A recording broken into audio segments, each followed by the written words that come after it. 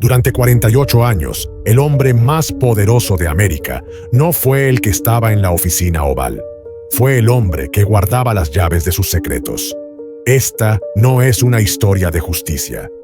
Es la historia de cómo un solo hombre, armado con la psicología oscura, se convirtió en el arquitecto del miedo. La filosofía de Hoover era simple: nadie es inocente. Solo hay secretos que aún no se han descubierto. Su trabajo era descubrirlos. El hombre que convirtió este axioma en un imperio de casi medio siglo fue J. Edgar Hoover. Y para entender al depredador, primero debemos entender el mundo que lo creó. Hoover no nació en el vacío. Nació en la Washington, D.C., de finales del siglo XIX, una ciudad de poder burocrático, fachadas puritanas y secretos podridos. Era un mundo obsesionado con la respetabilidad. Y Hoover, desde joven, estaba obsesionado con la amenaza a esa respetabilidad. Era metódico, reprimido, un archivador de alma. Su carrera no comenzó en el FBI que conocemos. No existía. Comenzó como un joven y ambicioso empleado en el Departamento de Justicia, justo cuando el mundo se incendiaba. La Primera Guerra Mundial dio paso al pánico rojo. América estaba aterrorizada por anarquistas, comunistas y subversivos. Y donde la sociedad ve terror, un hombre como Hoover ve una oportunidad. Su jefe, el fiscal general A. Mitchell Palmer, era el rostro público del miedo. Pero Hoover estaba en el sótano, construyendo la máquina. Se le encomendó la tarea de organizar la división radical. Y lo hizo con una eficiencia aterradora. Mientras Palmer daba los discursos, Hoover construía el sistema. Creó un catálogo de tarjetas, un índice metódico que creció hasta contener los nombres de 450,000 estadounidenses sospechosos de pensamientos radicales. Este fue su primer gran descubrimiento. El poder no reside en las armas, reside en los archivos. Reside en saber quién está hablando con quién cree en qué, y lo más importante, a quién le teme cada uno. Las redadas Palmer fueron su caso de prueba. Miles de personas fueron detenidas en redadas brutales y a menudo ilegales, muchas de ellas deportadas. Fue un asalto masivo a las libertades civiles. Pero para Hoover fue un éxito rotundo. Aprendió 2 lecciones fundamentales. Primero, el miedo es la llave que abre cualquier puerta. Un público aterrorizado te entregará voluntariamente sus libertades a cambio de la promesa de seguridad. Segundo, el hombre que está en el centro de atención, Palmer, es el primero en caer. Palmer fue criticado, su ambición presidencial se derrumbó y fue olvidado. Hoover, el burócrata, el organizador de los archivos, sobrevivió. La lección fue clara. El poder real no se sienta en el trono. Se esconde en las sombras detrás de él, controlando la información. En 1924, le dieron el control de la Oficina de Investigación.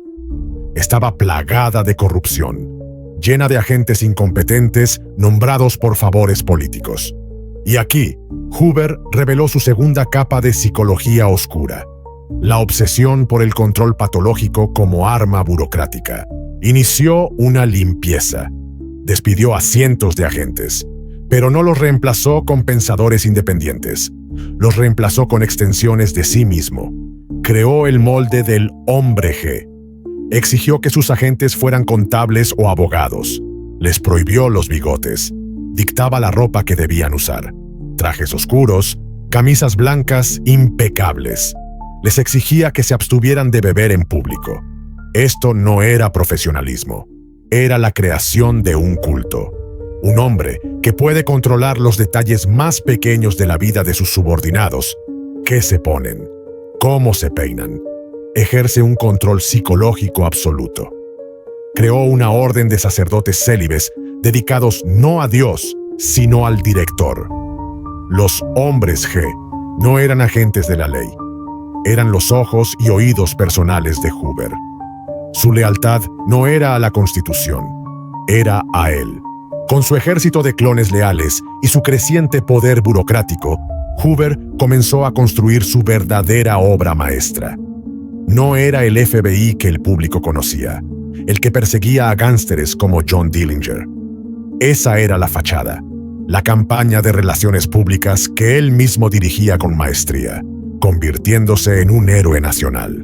No, su verdadera obra, su verdadera fuente de poder, se estaba construyendo en secreto, en una oficina adyacente a la suya. Se llamaba los archivos personales y confidenciales. Eran custodiados no por el FBI, sino por su secretaria personal de toda la vida, la formidable Helen Gandy. Estos archivos no pertenecían al gobierno de los Estados Unidos, pertenecían a J. Edgar Hoover. Y aquí es donde el método se perfecciona. Hoover desató a sus agentes no solo para investigar crímenes, sino para recolectar pecados. Utilizó black bag jobs, allanamientos ilegales, para instalar micrófonos. Autorizó escuchas telefónicas sin orden judicial. Recopiló testimonios de informantes. ¿Pero qué buscaba? No buscaba al ladrón de bancos. Buscaba al senador que tenía una amante. Buscaba al congresista con deudas de juego. Buscaba al juez con una preferencia sexual oculta. Buscaba a la figura pública con problemas de alcoholismo. Hoover entendió una verdad psicológica fundamental que lo elevó por encima de todos los demás. Un político no teme a la cárcel, teme a la vergüenza, teme la destrucción de su legado, teme la mirada en los ojos de su esposa, teme el ridículo de la prensa. Hoover no estaba aplicando la ley, estaba recopilando las llaves de las jaulas morales de todos.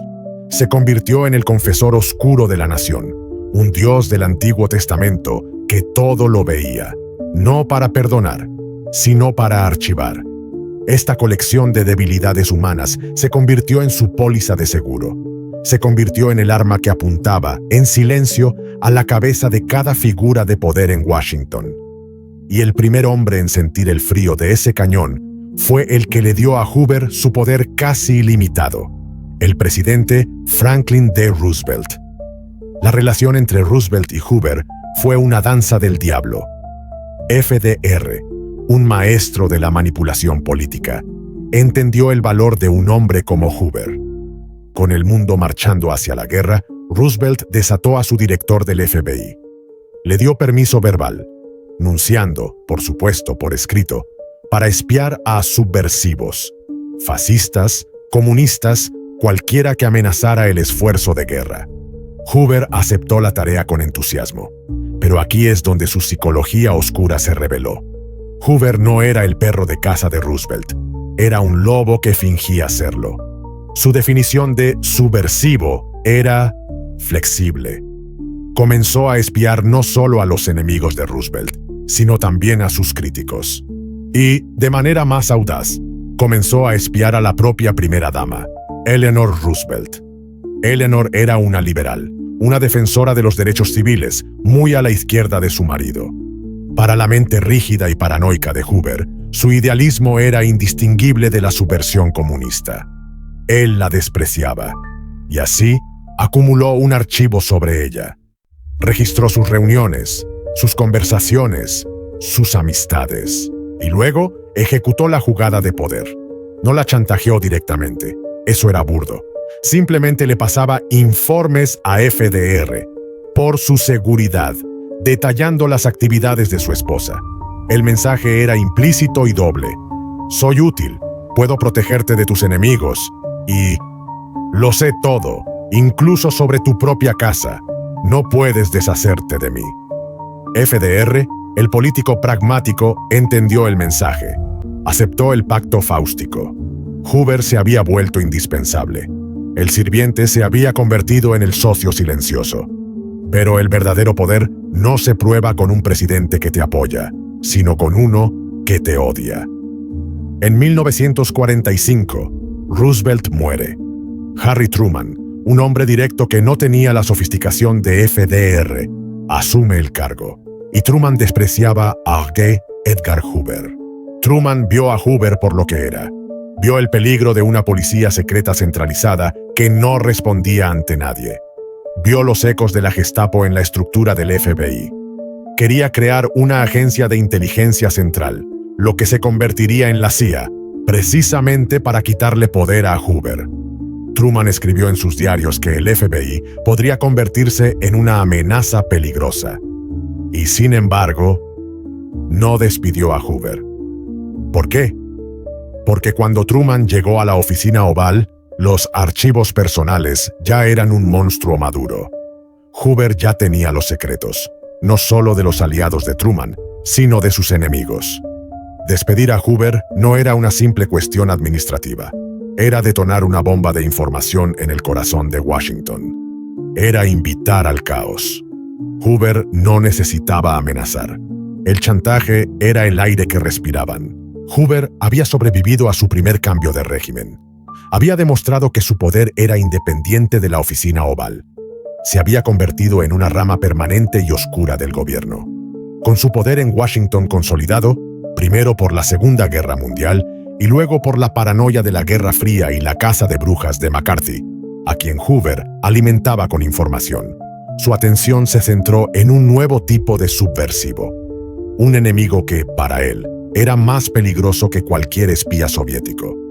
Este enemigo no amenazaba al gobierno con bombas, amenazaba el orden social de Hoover con ideas. El enemigo era el Dr. Martin Luther King Jr. La obsesión de Hoover con King no fue política, fue patológica. King representaba todo lo que Hoover temía y despreciaba. Era un líder carismático de masas, mientras que Hoover era un burócrata de las sombras. Era un orador poderoso, mientras que Hoover tartamudeaba en público. Era sexualmente desviado, según la moral puritana de Hoover, un hecho que Hoover encontró repulsivo y fascinante a la vez. Y fundamentalmente, era un hombre negro que exigía el desmantelamiento del rígido orden social que Hoover consideraba sagrado. Hoover declaró una guerra psicológica total contra él. Bajo el programa de contrainteligencia conocido como COINTELPRO, Hoover desató toda la maquinaria del FBI, no para investigar crímenes, sino para destruir a un hombre. La campaña era metódica. Primero, la vigilancia. Los agentes de Hoover colocaron micrófonos en las casas de King, en sus oficinas y, lo más infame, en cada habitación de hotel donde se hospedaba. Querían pruebas de sus vínculos comunistas. No encontraron ninguna, pero encontraron algo más. Algo que, para Hoover, era mucho mejor que la traición: el pecado. Encontraron las pruebas de sus infidelidades conyugales. Y aquí, el objetivo de la misión cambió. Dejó de ser una investigación de seguridad nacional y se convirtió en la cosecha de material para los archivos personales. Se convirtió en una cruzada moral personal. Hoover, el guardián de los secretos, estaba excitado y asqueado por lo que oía. Distribuyó las cintas a periodistas amigos, a miembros del Congreso, a la Casa Blanca, esperando que alguien las publicara y destruyera a King. Nadie lo hizo. La prensa, en ese entonces, tenía límites. Así que Hoover decidió tomar el asunto en sus propias manos. Y fue aquí donde pasó de ser un investigador oscuro a un depredador psicológico activo. En noviembre de 1964, justo cuando King estaba a punto de aceptar el Premio Nobel de la Paz, el FBI envió un paquete anónimo a su casa. Su esposa, Coretta Scott King, fue quien lo abrió. Dentro había una cinta de audio, una compilación de los encuentros adúlteros de King. Y había una carta. La carta, escrita por un agente del FBI haciéndose pasar por un seguidor negro desilusionado, era una obra maestra de la psicología oscura. No era una simple amenaza. Era un intento de aniquilación del alma. Llamaba a King un fraude colosal, malvado, un animal anormal y una bestia. Detallaba sus pecados y luego le daba una orden. La carta concluía: King, solo te queda una salida. Tienes 34 días para hacerlo. Estás acabado. Solo hay una salida para ti. Será mejor que la tomes antes de que tu yo sucio, anormal y fraudulento sea expuesto a la nación. El mensaje era inequívoco. El FBI, la agencia de justicia más poderosa del planeta, estaba intentando chantajear a un ciudadano estadounidense para que se suicidara. Esto era Hoover en su forma más pura. No era la ley, no era justicia. Era el uso del secreto y la vergüenza como un arma letal, apuntada directamente al corazón psicológico de su enemigo. King, por supuesto, no se suicidó. Reconoció la carta por lo que era, un acto de desesperación de un hombre aterrado. Pero el incidente lo dejó profundamente perturbado. La guerra de Hoover contra King revela el verdadero propósito de su máquina. Los archivos no eran para la historia, eran para la destrucción. Pero, ¿qué clase de mente construye una máquina así? ¿Qué clase de hombre se obsesiona con el pecado ajeno, catalogando la debilidad humana con la devoción de un monje loco? Para entender al depredador, debemos por un momento mirar en su espejo. Y lo que encontramos es la clave de toda su psicología: la proyección. Hoover era un hombre de secretos profundos, en una era donde el secreto y la reputación lo eran todo. Su obsesión patológica con la desviación sexual, con la homosexualidad que él llamaba la lavanda y que purgaba agresivamente del gobierno. Era un acto masivo de proyección psicológica. El hombre que cazaba la desviación en los demás era, él mismo, profundamente desviado, según los brutales estándares de su propia época. Su vida entera fue una contradicción cuidadosamente manejada. Era un soltero empedernido que vivía con su madre hasta que ella murió. Su compañero más cercano, su sombra constante, fue su director adjunto, Clyde Tolson. Comían juntos todos los días. Se iban de vacaciones juntos todos los años. Se sentaban juntos en las carreras de caballos. Cuando Hoover murió, le dejó toda su herencia a Tolson. Tolson está enterrado a pocos metros de la tumba de Hoover. No importa la naturaleza precisa de esa relación. Lo que importa es cómo la vulnerabilidad de esa relación en la década de 1950 alimentó la máquina. Hoover entendió el poder de la vergüenza sexual porque él mismo vivía bajo su sombra. Su cruzada contra los demás era una guerra contra sí mismo. Y sus archivos personales no eran solo un arma ofensiva. Eran el escudo defensivo más grande jamás construido. Al tener el archivo de las aventuras de todos, desde senadores hasta estrellas de cine, se aseguraba de que nadie se atreviera jamás a abrir el archivo sobre él. Su poder se basaba en la destrucción mutua asegurada. Él era la bomba de hidrógeno de los secretos, y nunca este poder fue más necesario y más probado que cuando la vieja guardia de Washington dio paso a una nueva generación que él no podía controlar: los Kennedy. La llegada de John F. Kennedy en 1961 fue un desastre para Hoover. Los Kennedy eran jóvenes, carismáticos, liberales e imprudentes. Y peor aún, JFK cometió el único acto que Hoover no podía perdonar. Nombró a su propio hermano, Robert F. Kennedy, como fiscal general. Por primera vez en décadas, Hoover tenía un jefe, y Bobby Kennedy lo odiaba. RFK veía a Hoover como un dinosaurio racista y obsesionado con el comunismo, que ignoraba la amenaza real, el crimen organizado, la mafia, algo que Hoover famosamente negaba que existiera. Bobby Kennedy intentó forzar a Hoover a la jubilación obligatoria. Intentó quitarle poder. Fue el mayor error de cálculo político de su vida. No entendía con quién estaba tratando. No entendía que Hoover no era un simple empleado. Hoover no contraatacó públicamente. Eso no era su estilo. Simplemente abrió su arsenal. Desató a sus agentes sobre la administración Kennedy. Y lo que encontraron fue el arma definitiva. La joya de la corona de su colección de chantajes. El presidente John F. Kennedy era un adicto sexual compulsivo. Hoover lo sabía. Tenía cintas. Tenía informes. Pero eso solo era vergonzoso. Hoover encontró algo mucho peor. Encontró a una mujer llamada Judith Campbell Exner. Exner era una belleza de sociedad que frecuentaba Las Vegas y era la amante del presidente Kennedy. Al mismo tiempo, era la amante de Sam Giancana, el jefe de la mafia de Chicago. Hoover ahora tenía un vínculo directo, probado y grabado, que conectaba la oficina oval con la cúpula del crimen organizado. Esto no era una simple infidelidad. Esto era un riesgo catastrófico para la seguridad nacional.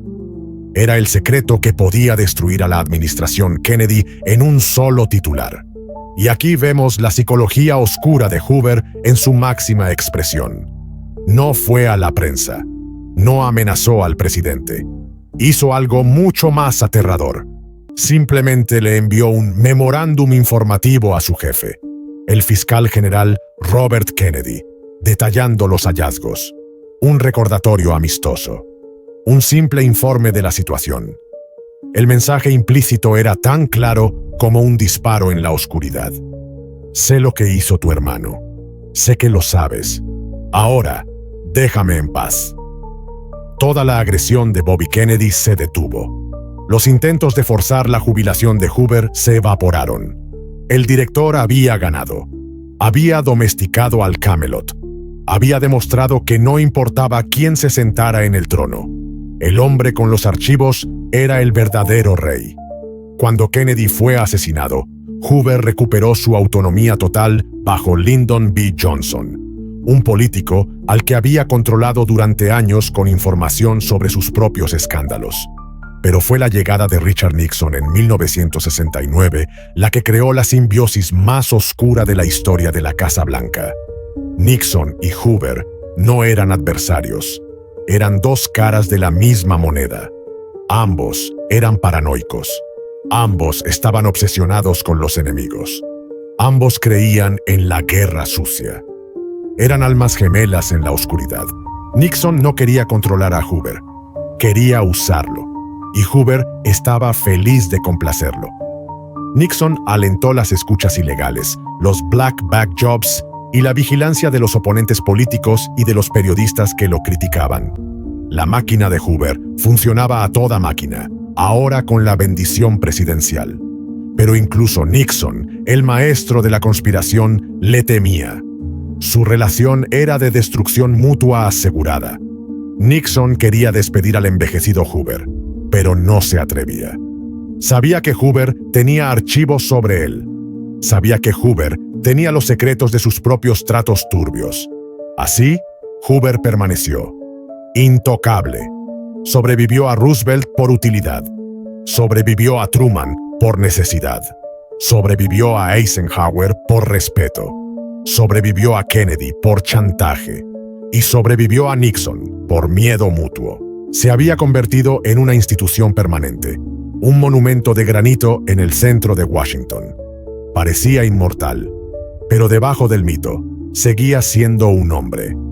Y su poder estaba atado a dos cosas: su vida y el gabinete de acero cerrado con llave en la oficina de Helen Gandhi. Se había convertido en una institución permanente, un monumento de granito en el centro de Washington. Parecía inmortal, pero debajo del mito seguía siendo un hombre. Y su poder estaba atado a dos cosas: su vida y el gabinete de acero cerrado con llave en la oficina de Helen Gandhi. El 2 de mayo de 1972 sucedió lo impensable. J. Edgar Hoover murió. El corazón del emperador secreto, el hombre que había sido una constante en el poder estadounidense durante 48 años, simplemente se detuvo. Por un momento, Washington contuvo la respiración. El rey había muerto. Y la única pregunta que importaba era: ¿quién heredaría la corona? En la Casa Blanca, Richard Nixon, el hombre que había sido su cómplice y su rehén, vio la oportunidad.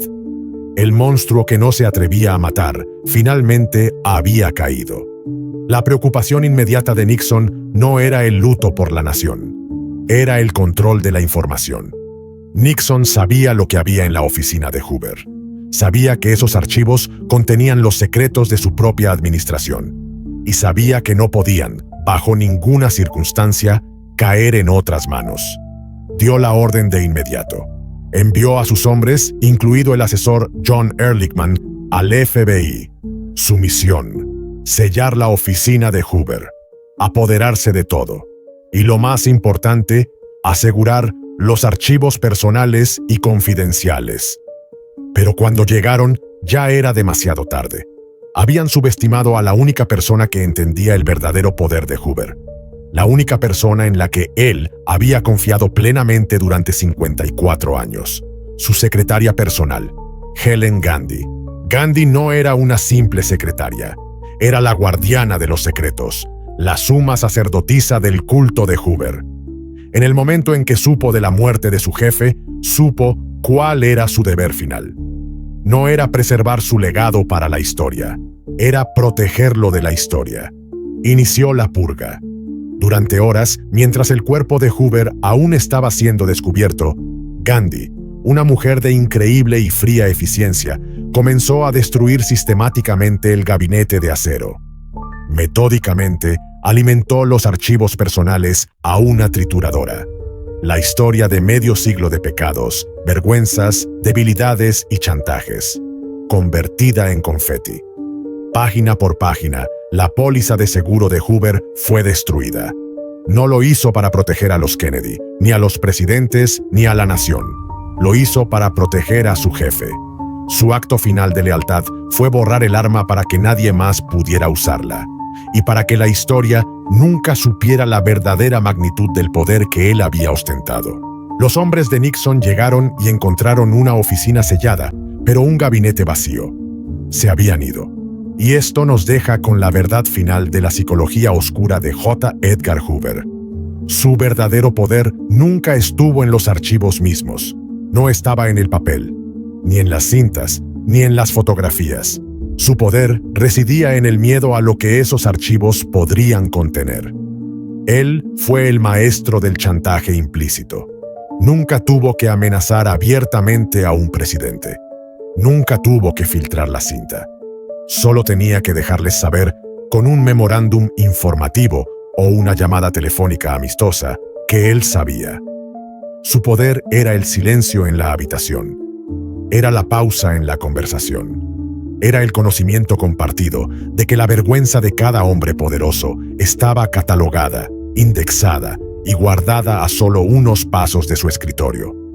Hoover murió. Los archivos fueron destruidos. Pero la máquina que construyó, la arquitectura de la vigilancia total, sobrevivió. La idea de que cada ciudadano es un sospechoso potencial. La filosofía de que cada secreto debe ser recolectado, cada debilidad catalogada, cada conversación registrada. El sistema que él creó, con su obsesión por los datos, su desdén por la privacidad y su creencia de que el fin justifica cualquier medio. Ese sistema es el sistema operativo del estado de vigilancia moderno. El hombre se fue, pero su fantasma, su método, sigue en la máquina.